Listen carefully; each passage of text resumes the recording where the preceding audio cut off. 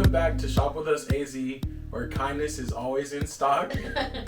It's your boy Alex and Grace. We are back again with a What Sold video. Today is Sunday, January 21st. We had a really good week last week, and we shipped everything out yesterday morning. Between Saturday and Sunday morning, we had 9 more sales, so we figured it'd be perfect time to just do a little haul as we prepare to take these to the mailbox. So definitely excited to share. We're actually going to go from smallest to largest. First off, we have this Siphon shirt. Siphon is, actually this came out of my closet, and this shirt is probably at least 15 years old, so it's like new streetwear vintage or something. Somebody out there appreciated the brand the way I did, I guess. The back too.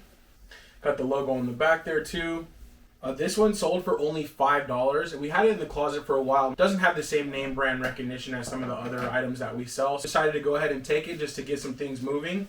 The offer was for $5, the fee's $2.95, so we make $2.05. We're being real with our sales, and all numbers add up, as you'll see kind of at the end of this video. You know, don't be afraid to take those smaller sales too. If somebody was going to give us a couple bucks at a yard sale, that would have been fine.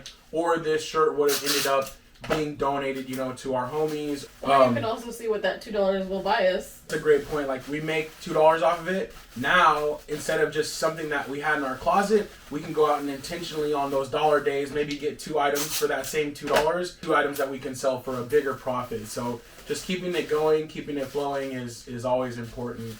And also too, especially with the smaller ones, if you're already going to the mailbox, like, then, you know, why not? We have this Nike Beast shirt, Beast Don't Rest.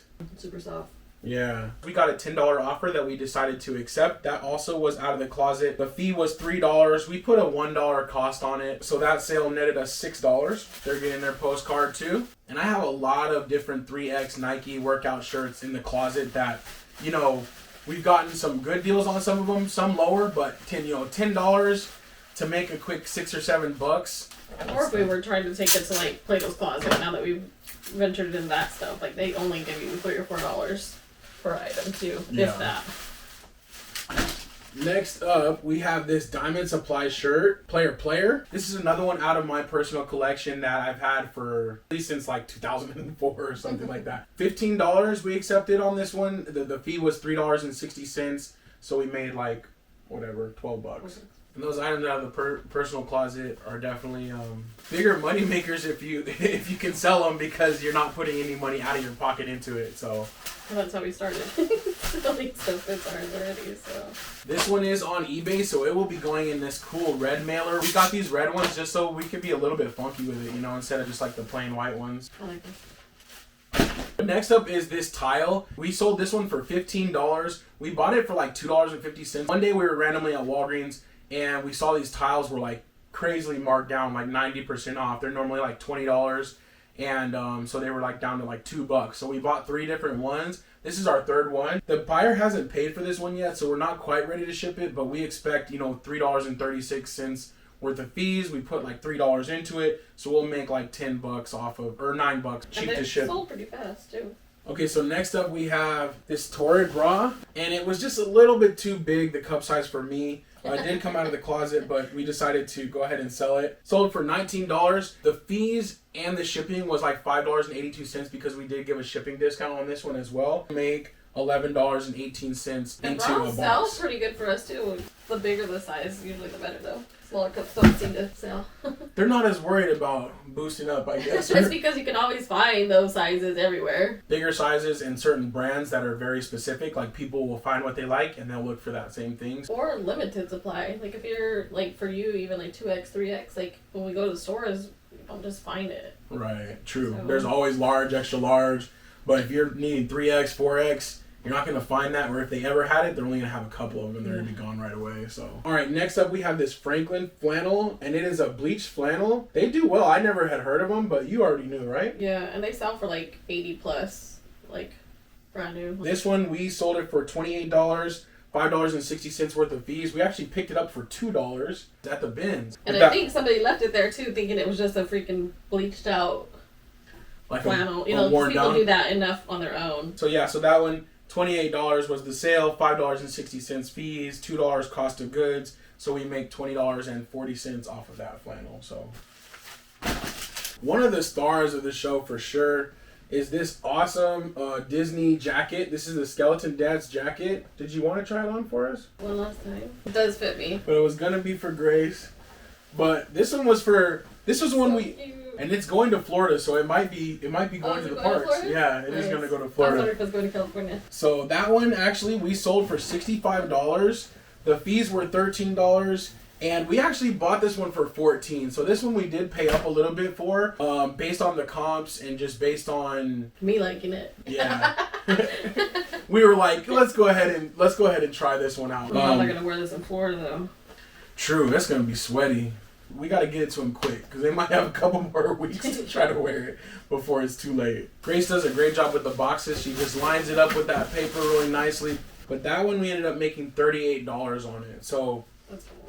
I think this one was a good one for us where we like the testing and the tracking of it, where we decided before we bought it, like, hey, let's pay up for it. Let's see what it's going to do, and let's see how quickly it sells too. So it sold through pretty quickly. Making $38 on it is awesome, which is, one we normally would not spend that much money for an item, but knowing that we can make that money back and more is awesome. So $38 profit off of a $14 investment. Spend the extra dollars and get quiet tape. Unfortunately, we have like 4 more rolls of loud tape. So next up we have this St. John's dress. It's St. John Collection by Marie Gray. This one is one we found at the Salvation Army. We kind of did some research and we're like, we weren't sure about it, but we decided to go ahead and pay up. Brand is something that I've seen and I've bought before though, because when it does sell, it goes super expensive. Regular price, like I don't even know, probably like $600-700. The quality is different. You can tell the fabric is like a good quality. Like might not be your everyday mall brand that people have heard of, but once you start getting into it, you realize that there's like that higher level of what people are looking for, I guess, too. Right. We paid $7 for it. Again, we were like, oh man, this is kind of a risk. We weren't sure. It ended up selling for $45. So after paying the $7 in fees and the $7 cost of goods, we come out ahead $31 on that sale. Great job, babe. Great pickup on that one. We're growing more in our confidence, I think, to take certain risks. As we're making more money, as things are, we're seeing things sell through, we're realizing like, hey, it's okay to pay up as long as you have that research to back it. I pick it up every once in a while too. We still buy a lot more just couple dollar things to see. Is this eBay or Posh? This one is eBay. I don't know, I've been putting this over the address one. Oh no, don't want to put over that. The address though, because some of these are going to cold places and I feel like there's so much snow everywhere. I'm like, I don't know. Failure to deliver. Which we had one item that happened. We still got paid. Our buyer got refunded, but USPS lost the item. And it's like, man, that's really sad. We want those things to make it to the end. So don't know what happened with that one, but that one was kind of a... And we were never notified from USPS or anything, or we haven't got anything back either. True. Yeah, so we don't know what happened with those. Those heels were lost in translation. They eventually get it. Yeah. The last item we have here is St. John Collection as well. This is the pantsuit. And this actually was Dollar Day. Mm-hmm.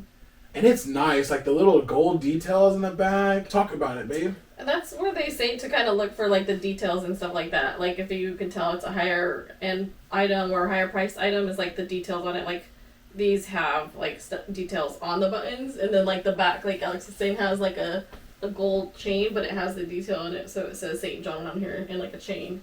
Same St. John Collection by Marie Gray. Same fabric, too, as the dress. Like, you could tell it feels like a higher quality fabric. But this one was an even bigger hitter. Because and they're vintage pieces, too. Yeah. They're not newer pieces by any means. And I think that seeing these items up close, handling these items, it helps us, too, when we're out looking, when we're out at the thrift, or when we're in the bins of, like, oh, okay, this feels a little bit different. Like, even if we're not familiar with the brand itself, kind of being familiar with, like, what quality feels like, I guess. Also, another thing like McThrifty's always does is like if it has like this on here, like it's been at the dry cleaners a little bit more. If somebody's taking the time to take it to the dry cleaners. Ooh, that's a good tip. I like that one. I didn't know that. We actually sold it for $80, $16 in marketplace fees, and then again our cost of goods was only $2 on that one, so we made $62 from that sale. Pure profit. I might have woke him up last night when it sold. was cool because we already had like a lot of sales. We were like, oh man, we got a lot of work to do tomorrow. I'm dozing off and she's like, look, this one sold too. And shout out to Vindu on that one because that is an item that we recently delisted and relisted to try to freshen it up. And as soon as we did, we got multiple comments on it, and then within like a day, right? Yeah. It sold. So it's really cool to see it. Like, we had quiet tea. If we had quiet tape, we could make these videos like straight through. We had all of our Friday items packaged up, ready to go, and you know we were on our way to the mailbox yesterday. You know from last week, from Friday, and sales just started coming in. So we already knew we had a big day, but the pantsuit was really the cherry on top, and ended up being our biggest item from this sale. 9 things sold on yesterday on Saturday basically, and then overnight into Sunday. Total sales $282. Marketplace fees $60.43. Cost of goods into those sales $30.51, bringing our total net profit for these 9 items to $191.07. Not bad for not even 24-hour period. And for those 9 items, that brings our average net for each piece to $21.23, which is super awesome, you know. I think that's proof that it does add up too, because we have that higher ones and then those super low ones, and still average cost of each item is like $21. I just feel like it does keep us like encouraged when it comes to like the lower sales. We're like, dang, we're only gonna make $3, we're only gonna make $4.